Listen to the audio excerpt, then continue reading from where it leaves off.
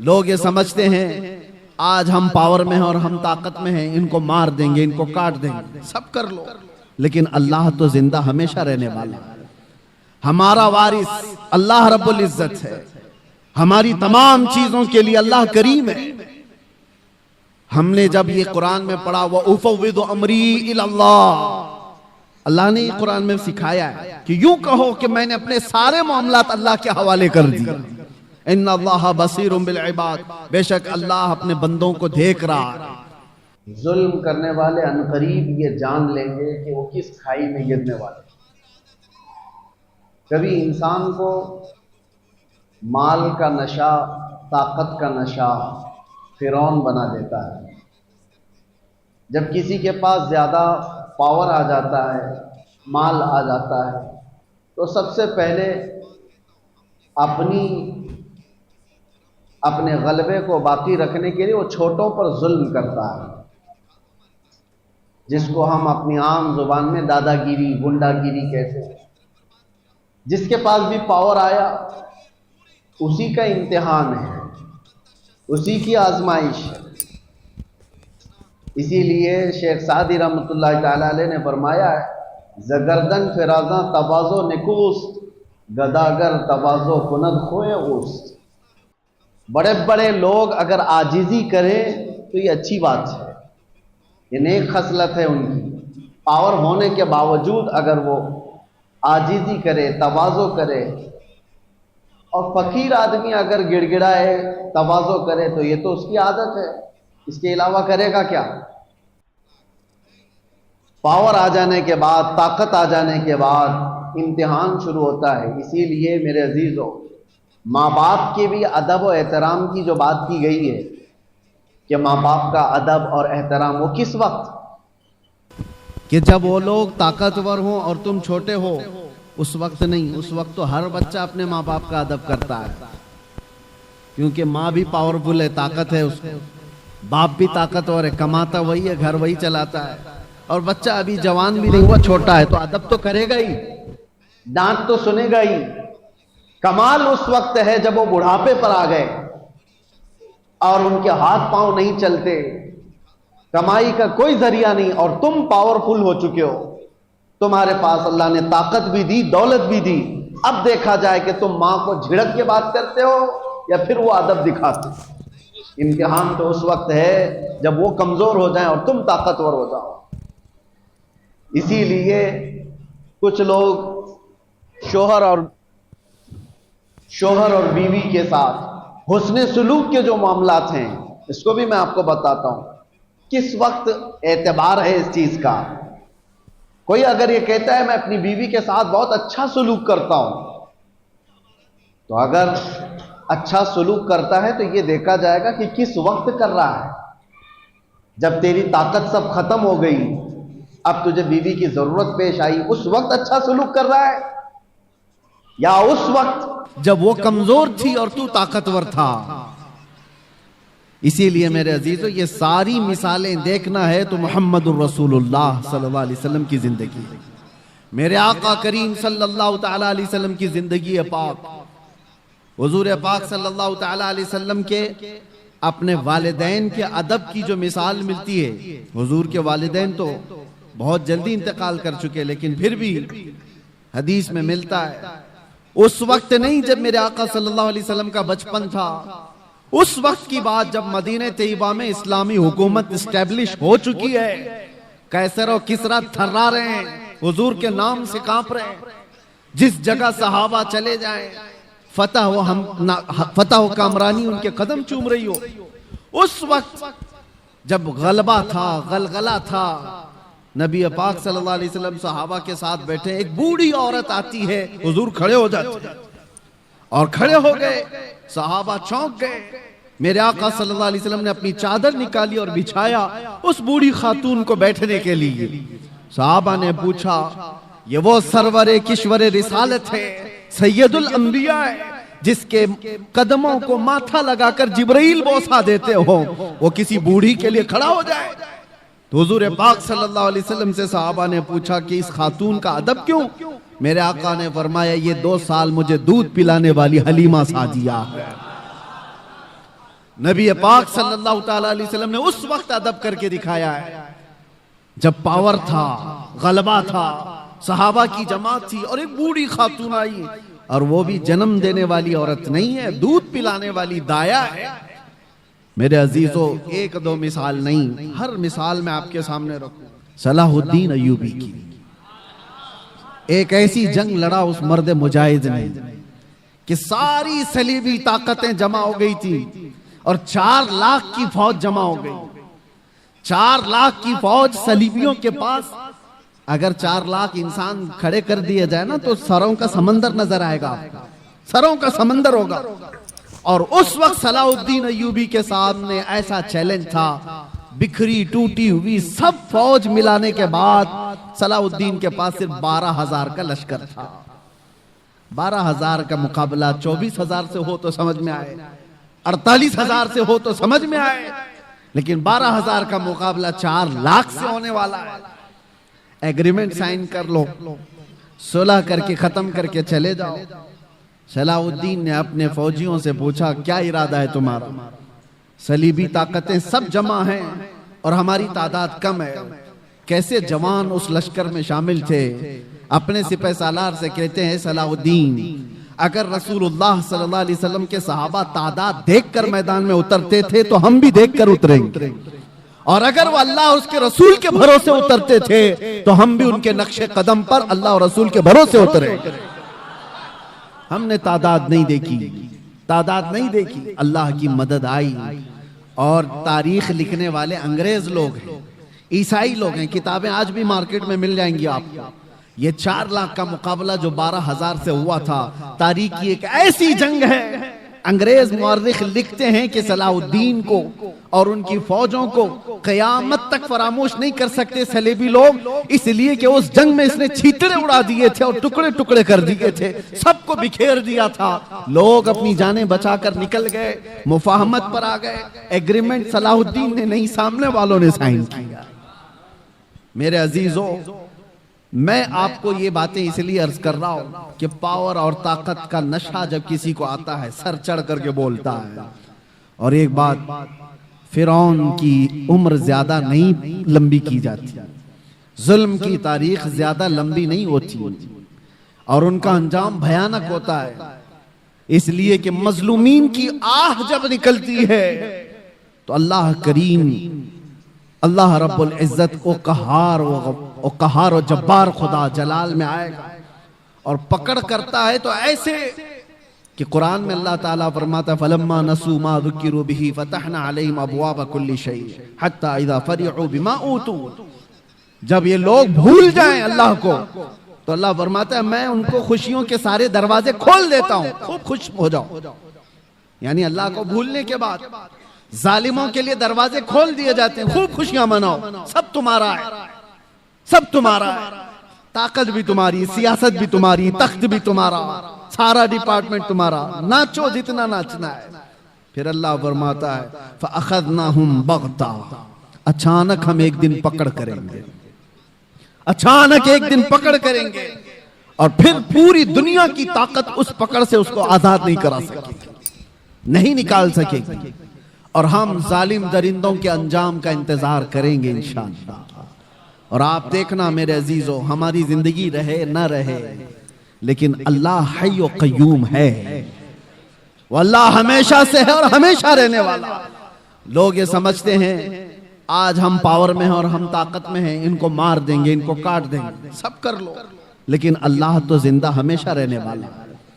हमारा वारिस अल्लाह रब्बुल इज्जत है, हमारी तमाम चीजों के लिए अल्लाह करीम है।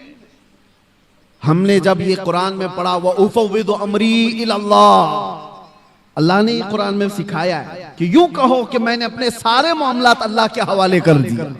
इन्नल्लाह बसीरुम बिल इबाद, बेशक अल्लाह अपने बंदों को देख रहा है। तो फिर देखो अल्लाह ताला बंदों को कैसे देखता है। हाँ, वक्त लगता है, थोड़े दिनों की बात है, मैंने उस वक्त देखा, पढ़ने के मेरे मुताले में एक चीज आई थी। हज़रत अबू जुंदल एक सहाबी हैं, मक्का में गिरफ्तार हुए थे, कैदी बन गए काफिरों के साथ, और तकरीबन जानते हो 16 साल इन्होंने काफिरों की कैद में गुजारे। और जब रसूल पाक सल्लल्लाहु अलैहि वसल्लम सुलह हुदैबिया जो हुई उस दिन हुजूर 1400 सहाबा के साथ उम्रा करने आ रहे थे, तब मक्का वालों ने रोक लिया था और एग्रीमेंट साइन हो गए थे। सुलह हुदैबिया जो है उसमें यह था कि मक्का से कोई भाग करके जाएगा तो मदीने वाले उसको वापस कर देंगे, और मदीने से कोई भाग करके आएगा तो हम उसको वापस नहीं करेंगे, हम अपने पास रख लेंगे। सब ऐसी एग्रीमेंट उन्होंने साइन की थी। उसी वक्त ये अबू जुंदल सहाबी कैद से निकल करके आ गए थे। अंदाजा करो 16 साल के बाद कोई जंजीरें तोड़ करके निकल आया हो, और वो भी सहाबा के जमात में आ गए।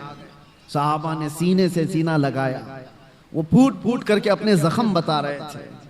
लेकिन कुफ्फार को जैसे ही पता चला हमारा एक कैदी भाग गया है, तो उन्होंने कहा कि अभी अभी हमारा एग्रीमेंट हुआ है कि जो मक्का से भाग कर जाएगा उसको मदीने वाले वापस करेंगे, अबू जुंदल को हमारे पास वापस करो।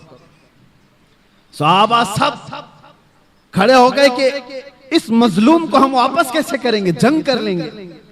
सबकी नजरें हुजूर पाक की तरफ थी कि हुजूर क्या फैसला फरमाए। अबू जुंदल अपने जख्म दिखा दिखा करके सहाबा से कह रहे थे, इनके पास वापस भेजोगे मुझे बहुत मारेंगे। तो मक्का के कुफ्फार और मुशरिकीन को हुजूर ने कहा कि अब वो आ गया छोड़ दो, अभी तो हमारी एग्रीमेंट साइन नहीं हुई। तो उन्होंने एग्रीमेंट को खत्म कर दिया और कहा कि अगर ये हमको वापस नहीं किया जाएगा तो हम एग्रीमेंट भी नहीं करेंगे। जब जिद पर अड़ गए, हुजूर पाक ने अबू जुंदल की तरफ देखा और कहा, अबू जुंदल मक्का वापस चले जाओ, रहमतुल लिल आलमीन है। सारे सहाबा देख रहे। बसा औकात ऐसे हुक्म आएंगे मेरे अजीजों, जिंदगी लोग ये समझते हैं ये तो हमारी तकलीफ पर और तकलीफ आ रही है।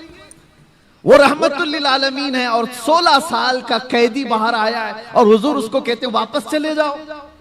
दुनिया की नजर तो ये देख रही है कि रहमतुल लिल आलमीन है, वापस इसको कैद में भेज रहे हैं। सारे सहाबा से कहते लड़ लो, इसको वापस निकाल लो। लेकिन तुम नहीं जानते जो रसूलुल्लाह की नजर देख रही है। ये इम्तिहान है हमारा। मुसीबत के बाद हम आस लगाए हैं अल्लाह उसके रसूल की जात से, तो हो सकता है 2-4 मुसीबतें फिर आ जाएं। तुम ये कहोगे कि मैंने तो एक मुसीबत से छुटकारे की दुआ की थी, 4 और आ गई। कहीं ऐसा तो नहीं कि तुम्हारा ईमान बिखर जाएगा और तुम छोड़ दोगे। मैंने देखा है कैद के दिनों में कितने ऐसे हैं जो काफिर हो जाते हैं, यही कहते हुए कोई अल्लाह नहीं है, हम तो कितने दिनों से दुआ कर रहे हैं, हम पर तो और केस ही केस होते जा रहे हैं। माज़ अल्लाह रब्बिल आलमीन, ये कड़ा इम्तिहान है मेरे अजीजों। हुजूर ने वापस कर दिया। और हैरत की बात मैं आपको बताऊं, दूसरा कोई आम मामूली आदमी हो तो जंग कर ले और लड़ाई कर ले, या फिर छूटा हुआ कैदी उसको जब ये फरमान सुना दिया जाए तो बिफर जाए और कहे कि मैं तो छोड़ देता हूं, ऐसा दीनी क्या। अबू जुंदल की तरफ सहाबा ने देखा, सर झुकाए मक्का की तरफ वापस जा रहे हैं। फरमाने मुस्तफा है, मेरे नबी का फरमान है। ईमान हो तो ये 16 साल कैद में रह करके छूट करके आए थे, जख्म दिखा दिखा कर रो रहे थे। उसके बाद रसूलुल्लाह ने फरमाया जाओ वापस। छू चीरा तक नहीं कहा, ये पूछा भी नहीं या रसूलुल्लाह वापस उस जुल्म की चक्की में पिसने जाऊं, नहीं पूछा, सर झुकाया और चल पड़ा। यही तो ईमान है मेरे, यही ईमान है। मैं जो बात अर्ज कर रहा हूं वो ये कि रसूल मुहतरम सल्लल्लाहु ताला अलैहि वसल्लम की जिंदगी पाक से मैं आपको बताऊं, पावर जब हो, गलबा जब हो, उस वक्त कैसे लोगों के साथ मामलात किए गए। तो चले कुफ्फार और मुशरिकीन गालिब आ गए तो उनकी बात अलग है कि उन्होंने अपने जुल्म की सारी हदें पार कर दी, जुल्म की सारी हदें पार कर दी। जब गलबा मिला था काफिरों को उहद के मैदान में, बदर में मुसलमानों को गलबा मिला था, उहद में कुफ्फार और मुशरिकीन को गलबा मिला। दोनों के दरमियान जमीन आसमान का फर्क है। बद्र के मैदान में भी 70 काफिर मारे गए थे और उहद के मैदान में 70 मुसलमान शहीद हुए थे। 70 मुसलमान शहीद हुए, लेकिन दोनों में फर्क इतना है, बद्र में जितने 70 काफिर मारे गए थे, एक एक को चुन करके लाया गया, एक गड्ढे में डाला गया, सारी लाशों को ला करके हुजूर ने उनको खिताब भी किया शाम के वक्त हदीस पाक में हुजूर उनसे बात कर रहे थे, बताओ ऐ मरने वालों, क्या तुमको वो चीज मिल गई जो तुम्हारे खुदाओं ने तुमको वादा किया है, या तुम अपने खुदाओं से जो यानी उम्मीद रखते थे। सहाबा तो ये पूछ रहे थे, या रसूल अल्लाह आप इनको खिताब कर रहे हैं, ये तो मरे हुए। हुजूर फरमाते हैं, या जिंदों से ज्यादा सुनते हैं। ये मामला है बदर के मैदान का, पावर था, गलबा था, और उधर उहद के मैदान में पावर और गलबा कुफार को था। क्या किया इन्होंने? 70 मुसलमानों को जो शहीद किया, अमीर हमजा का सीना चाक करके कलेजा निकाल के चबाया था। इंसानों में ये हरकत हो सकती है? कोई इंसान ये कर सकता है? जानवर खाते होंगे जानवरों को, इंसान नहीं। पावर जब मिला तो सीना चाक करके कलेजा निकाल करके चबाया। दूसरे क्या किया? साद इब्ने रबी, उनके पेट को फाड़ दिया और आंतड़ियां बाहर निकाली, गले में डाल लिए गए। क्या ये इंसान कर सकता है? तीसरी मिसाल हजरत अनस बिन नुज़ैर, ये वो सहाबी हैं, उनकी बहन कहती हैं सिवाय उनकी शहादत की उंगली के उनका जिस्म मिला ही नहीं, कुचल दिया गया था, पूरा रौन दिया गया था, पूरे जिस्म को रौन दिया गया। एक उंगली से पहचान में आए कि अनस बिन नुज़ैर की लाश। लाशों के साथ ये किया। जब पावर आया तो, ताकत आई तो ये किया। चौथी मिसाल, ये तो एक दो नहीं है, कई मिसालें। अब्दुल्ला बिन जहश एक सहाबी, उनके जिस्म के 80 टुकड़े किए गए और हर टुकड़े को रस्सी में पिरोकर हार बनाया। ये पावर जब आए तो कुफार ये करते हैं, और रसूलुल्लाह सल्लल्लाहु ताला अलैहि वसल्लम के हाथ में जब पावर आया।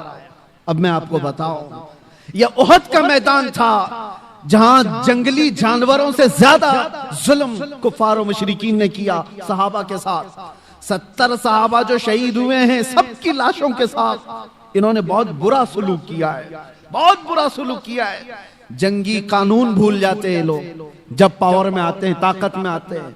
और यही पावर जब रसूलुल्लाह के हाथ में आया, 10,000 का लश्कर लेकर मेरे आका 20 रमजान को मक्का में दाखिल हो रहे हैं। उस वक्त जंग करने जैसी नौबत भी नहीं थी। कुफारे मक्का सब भागे भागे फिर रहे थे, मुकाबला करने की ताकत नहीं थी, खानदान बिखरे हुए थे, हुजूर के सामने खड़े होने की हिम्मत नहीं थी, सब छुप रहे थे। और नबी पाक सल्लल्लाहु ताला अलैहि वसल्लम के सहाबा शाहाना अंदाज में हरम काबा में दाखिल हो रहे थे। लब्बैक की सदाएं गूंज रही थी, हरम काबा की सरजमीन चूमी जा रही थी, और अल्लाहु अकबर की सदाओं से मक्का गूंज रहा था। उस वक्त जानते हो 10,000 का लश्कर जब मक्का में आया हो, हैबत ऐसी तारी थी सबके दिलों पर कि लोग दीवारों से चिपके हुए खड़े थे, कोई दरवाजों के अंदर बंद खड़े थे। लेकिन मेरे आका सल्लल्लाहु अलैहि वसल्लम जब हरम काबा में आए, अजान दी गई और फिर मक्का वालों को बुलाया गया। कहां हैं सारे लोग? हैरत होती, आपको तारीख उठा करके देखो, हैरत होगी। जिसने हुजूर पाक सल्लल्लाहु अलैहि वसल्लम के मुकाबिल में एक दो नहीं कितनी जंगें लड़ी। जंगे बदर में मुकाबले में अबू सुफियान है, जंगे उहद में मुकाबले में अबू सुफियान है, जंगे खंदक में मुकाबले में अबू सुफियान है। हुजूर के मुकाबले में अबू सुफियान इतनी जंगे हुजूर के मुकाबले में लड़ते रहे, और हुजूर उस दिन ऐलान करते हैं मक्का के फतेह मक्का के दिन जब पावर हाथ में है, मेरे आका फरमाते हैं जो भी मक्का में इधर उधर छुप करके भाग रहे हैं उनको डरने की जरूरत नहीं। जो मेरे दादा अब्दुल मुत्तलिब के घर में आ गए वो पनाह में है, जो अबू सुफियान के घर में आ गए वो पनाह में है। दुश्मन के घर में अबू सुफियान को ये मकाम दे रहे हैं। हुजूर फरमाते जो अबू सुफियान के घर में आ गए वो पनाह में है, जो खाने काबा के इर्द गिर्द आ गया वो पनाह में है, उससे जंग नहीं की जाएगी। और जो तलवार उठाया हुजूर से मुकाबला करना चाहा, वो कैदी बना करके लाए गए, पकड़ करके लाए गए। फतेह मक्का का दिन है। सहाबा तो सहाबा है जो बरसों से जंगों की जिंदगी देख रहे हैं हुजूर के साथ। मेरे अजीजों, उनकी कुर्बानियां कम नहीं है। हजरत अबू हुरैरा से पूछो, हदीसें बताती हैं ऐसी ऐसी जंगों में सहाबा गए, कहते हैं कि पैरों पर कपड़े बांधने पड़ते थे, सारे नाखून उखड़ गए थे। ऐसी जंगें वो लड़ करके आए बगैर चप्पल पहने। मेरे आका सल्लल्लाहु अलैहि वसल्लम से कभी उन्होंने ये सवाल नहीं किया था कितना लंबा आप लेकर के जाएंगे। एक जंग से लौट रहे जिब्राइल अमीन आए, हुजूर से कहा या रसूल अल्लाह, अल्लाह का हुक्म है यहीं से दूसरी जंग में जाना है। सहाबा 1 महीने की जंग के बाद लौट रहे थे, जख्मी थे, नसें कटी हुई थी। हुजूर ने जिब्राइल से कहा मेरे सहाबा से पूछ लूं, ये मदीने से 5 किलोमीटर ही बाकी था घर, वापस रास्ता 5 किलोमीटर का, 1 महीने की जंग के बाद वापस आ रहे। हुजूर ने सहाबा से पूछा, जिब्राइल आए अल्लाह का हुक्म लेकर, यहां से दूसरी जंग में जाना है, तुम्हारा क्या मशवरा है? सहाबा में से किसी ने एक ने ये नहीं कहा मरहम पट्टी कर लें, बीवी बच्चों से बात कर लें, घर के हाल चाल देख कर के आए। नहीं, सारे सहाबा एक जबान होकर कहते हैं या रसूल अल्लाह, देर किस बात की, देर किस बात की, चले यहीं से चलते हैं। ये वो सहाबा है, ये वो साहबा है जंगों ने उनको चूर चूर किया था। तो फतेह मक्का के दिन लाजमी बात है मेरे अजीजों, पावर हाथ में था, गलबा हाथ में था, ताकत हाथ में थी। जितने आज तक लड़ते थे वो सब कैदी बन करके सामने खड़े थे। तो किसी साहबी ने ऐलान कर दिया अल यौम यौमुल मलहमा, आज तो छीतरे उड़ाने का दिन है, आज के तो गोश्त के टुकड़े उड़ाए जाएंगे। मेरे आका ने उस सहाबी का नारा बदल दिया, अल यौम यौमुल मलहमा। मलहमा का मतलब होता है गोश्त के पीस पीस किए जाएंगे। हुजूर ने उनकी जुबान को बदल दिया और कहा ला ला, अल यौम यौमुर रहमा, आज का दिन तो रहमत का दिन है, आज का दिन तो रहमत का दिन है। लाओ दुनिया में ऐसी मिसाल, पावर में आ जाए, ताकत में आ जाए, तब वो माफ करता। ये जालिम कुत्ते क्या समझते हैं, जिनके हाल चाल ये है कि छोटी सी ताकत के मालिक बन गए तो निहत्तों पर जुल्म करते हो। अपने बराबर की ताकतों से लड़ने की तो इनके अंदर हिम्मत नहीं है। ये लड़ना चाहे तो लड़े ना, जो आज पावरफुल ताकतें हैं ये आपस में क्यों नहीं लड़ते? इजराइल को लड़ना है तो चाइना से जाके लड़ ले, कोरिया से लड़ ले जो बैठा हुआ है। जिनके पास पावर है उनसे क्यों नहीं लड़ते? इनको पता है हेकड़ी निकल जाएगी। लड़ना है तो उन गरीब निहत्तों से जिनके पास सब्जी काटने की चाकू भी नहीं, जिनके पास बीमार हो जाए तो दवाई की गोली भी नहीं, उनसे लड़ना है। इसको ताकत नहीं कहते, इसको दुनिया की सबसे बड़ी बुज़दिली कहते हैं, सबसे बड़ी बुज़दिली। और ऐसा जब जुल्म होता है तो अल्लाह की मदद आती है, आएगी, वक्त लगेगा। एक मिसाल मैंने खाली आपको दी, जब मेरे आका सल्लल्लाहु अलैहि वसल्लम के हाथ में पावर आया फतेह मक्का के दिन, हुजूर ने सबको माफ किया, कहा कि इज़हबू अंतुम मुत्तलक़ा, जाओ आज सब के सब तुम आजाद, आज सब के सब तुम आजाद। हुजूर पाक सल्लल्लाहु तआला अलैहि वसल्लम एक बार एक दरख्त के नीचे आराम फरमा रहे हैं, सहाबा भी थे, किसी गज़वे से वापस लौट रहे थे।